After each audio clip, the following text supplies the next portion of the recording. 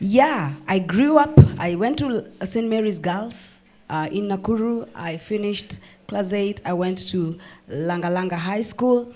And I, when I lost my dad back in 2006, I think it really messed my head up. I really felt things have come to a standstill. And I really started going low on my grades, really low. To an extent, even my Form 4, I did not do well at all. Yeah. At all, because my mom really struggled to pay school fees for all of us. It was really tough for her. And I remember there was a time the teacher told me, you know, we will not even give you a meal card. We will just have to allow you to do your Form 4, your KCSE, but we will not give you food. And so my classmates used to give me to wananigawia chakula, wananigawia. So mimi nilikuwa napata mingi hata kushinda hao. Kwa sababu so and food is very key in someone's life. I don't know how I did not even add weight, but I really loved food by then. So that I just loved food, but I didn't pass. I didn't pass because psychologically I was really stressed, seeing my mom struggling with us. And my life was not that perfect. I wasn't able to go to college very well. I went to college, but not college. Do you understand what I mean? So my cousin paid it. I think the school fees was 3,500, my cousin Jack. And I went to an institute where they were teaching us music. And in that, I got a scholarship from PPMC, Permanent Residential Music Commission, to go and study music. They had an academy at Kabarak University. And that's when I started, developing my skills in music. But in my mind still, I did not want to become a musician. But any opportunity I would see that will make someone get some money somewhere, I would go. So there was this thing called Tasker Project Fame. If anybody had seen me there, if you've ever come across me anywhere, and I knew that's where Besha is, and I am Wanjiru. And so and so I went to audition for Tasker Project Fame. My God, I really wanted to change my life. I really wanted to change the status of our home. But I think that was not God's agenda for me. There's a saying on TikTok, and we'll have to take a video later asking, teacher wa math hapa ni wapi? Look how far you've come, despite even teachers deciding that they will not even give you food, despite even Tasker Project Fame not giving you a chance. But I guess God had a different plan for you. When did you know or have that understanding that you have been called and separated for God for music? Well, I'm a church girl. I've been brought up in church. And Ata na walikuacha uende Tasker Project. Hiyo ni story for another day. I went there because I really needed to change my life. I think my mind was just Besha. And so when I decided that I really want to really focus on God, was when I finished my Form 4. I knew that life is not easy without God. And being brought up in the ways of God, you never go astray. Like, you can never go out of the ways of God anybody that has been brought up in church. And so I just felt there was this calling, there was this push that was in me that I needed to do more. But I didn't have a know-how. I didn't know how to go about it. In church, I used to lead worship, and one of the musicians in church, they used to sing, and I would admire them. But I was even scared of even approaching them to ask them, how do I go about this? I never had songs in my heart. I will come to this point, even if you don't want me to come to this point, but this is what made me know that I really am called. And so I bumped into this young man in church, and he says hello to me. And this guy I used to admire. Well, when you're leading service in church, you can literally see everybody. You can, when you're a worship leader in church or you're a pastor, you kind of realize and know everybody in church. And so this young man walks in church, and I see a new face that I've never seen in my entire life. And I admired this guy so much. I had finished my Form 4. Si mtu anafaa kuwa na boyfriend ama. And so I admired this guy, and when one day I came to church a bit late, and the usher ushered me to sit next to him, and my cousin knew that I had a crush on this young man. And the pastor says, turn to your neighbor. Tell them God loves you. And this neighbor is not turning. I was so disappointed. I dissed him there and there. I said, I started repenting, and I thought maybe he's a married man and I'm admiring a married man. And man, you know, one day, somehow, I don't know, you know, in the spiritual world, there are no coincidences. And so one day I bumped into him at the church door, and he goes with this bright smile, and he goes like, hi, Eva. I'm like, this is the guy. You've said even my name. What's your name? I'm telling you. I was talking to my friend. I told my friend, nitakuongelesha later, ngoja. So we spoke, and after some few weeks, he said, can I take you for lunch? And my mom kept on asking me, whoa, nanga boyfriend. Whoa. So I told my mom, there's this guy. So this guy took me for lunch. He's the one who introduced me to burger. He's the one who introduced me to use a fork and a knife. Eish. Remember where I'm brought up from. So I am not very acquainted with this thing. And so he orders burger. My mom had given me 200 shillings. So hiyo kulikuwa na ile song, ilikuwa naimbanga, utachonga viazi if you don't pay that bill. So I was so scared to take something, and I'm not nisichonge viazi kwa nini. So my mom had given me 200 shillings. She told me, listen, go for that date. Take juice, peke yake. Juice ni mia ni transport ya kurudi nyumbani. And that is exactly what I did. Yeah. So he's like, you can order anything. I'm like, no. I asked him, why did you call me here? He said, you know, I'm being led to resign my job to become your music producer. Wow. And I'm like, wait a minute. Are you a producer? He says, no.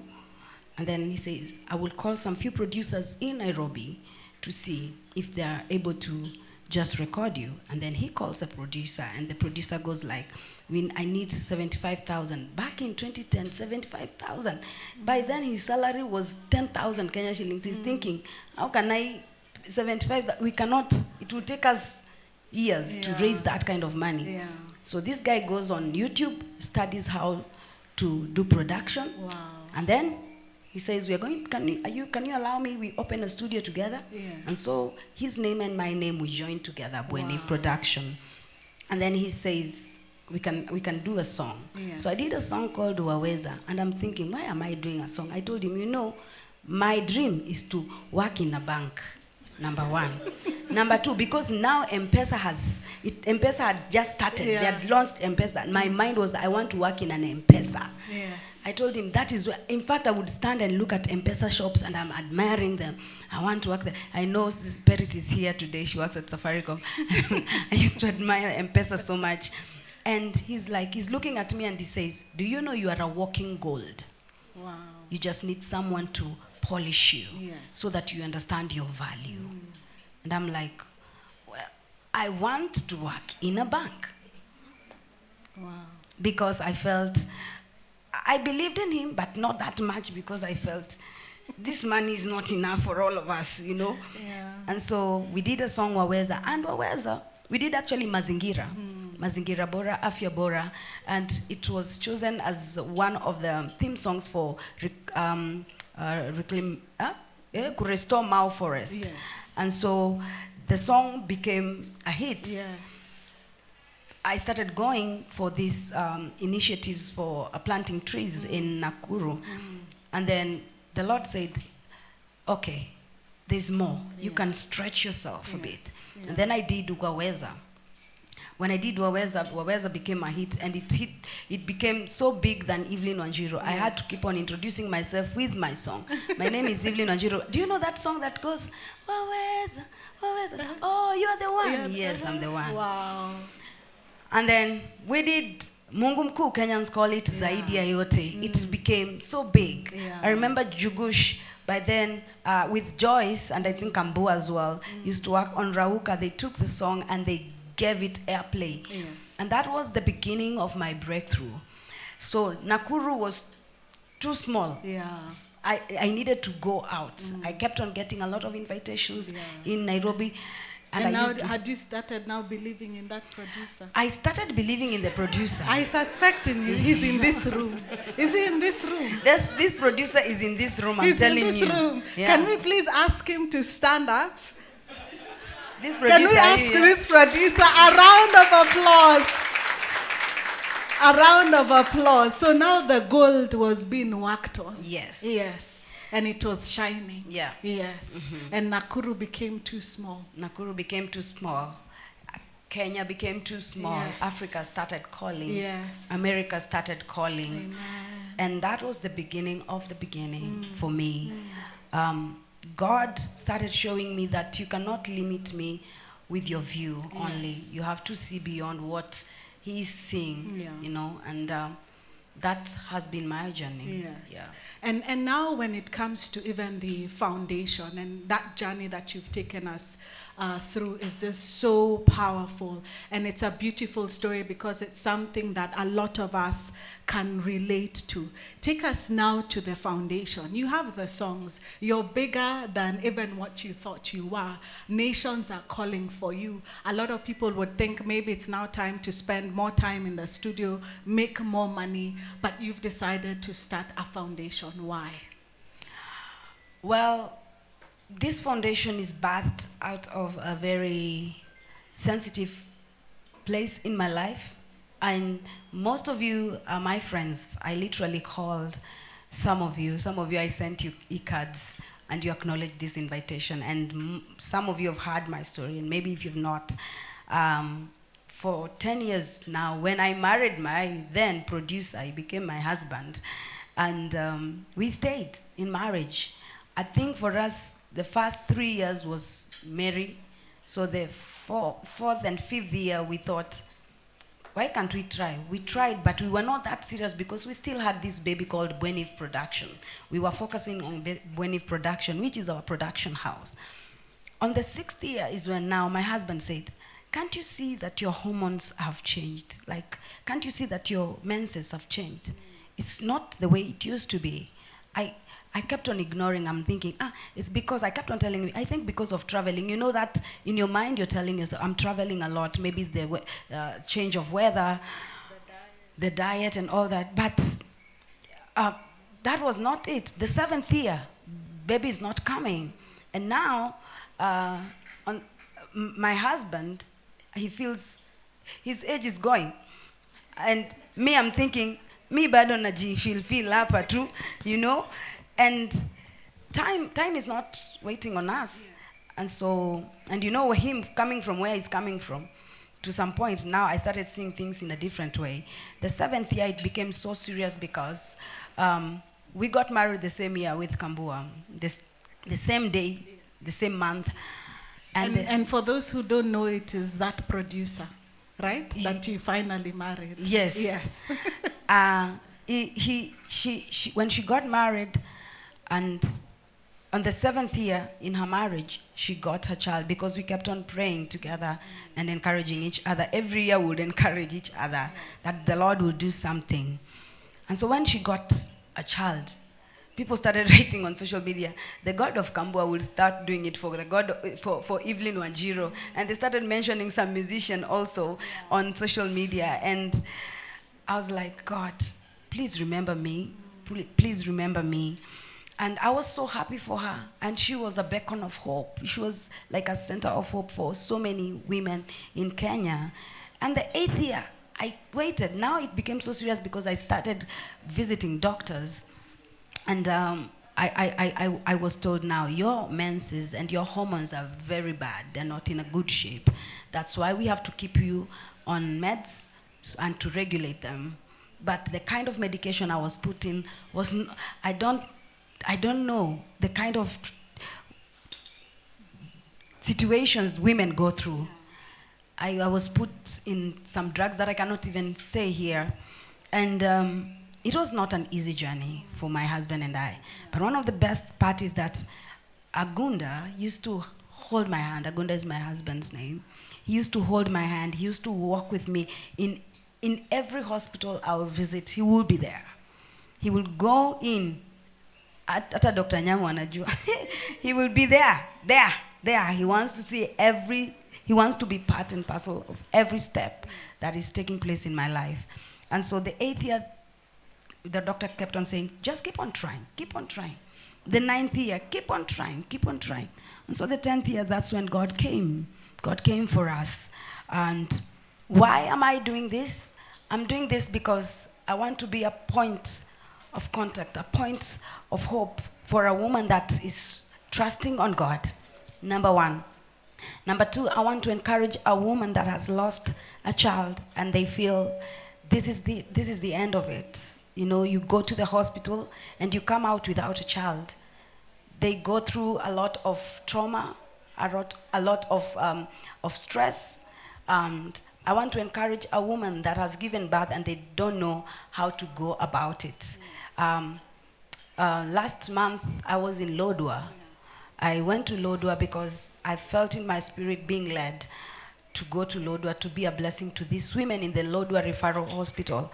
And by the grace of God, I managed to bless around 40 women with their infants in those maternity wards. It's something that I wouldn't want myself to pass through.